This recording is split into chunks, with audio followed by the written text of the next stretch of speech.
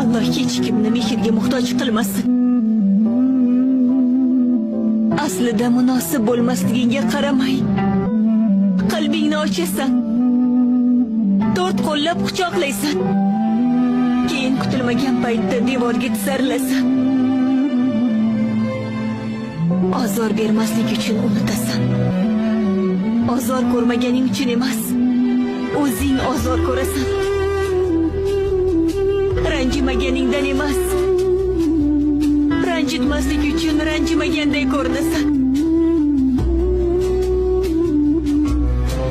Senga qilgan shuncha yomonliklariga parvo qilmaysan. Birgina narsani istaysan. Seni chetga surmasliklarini.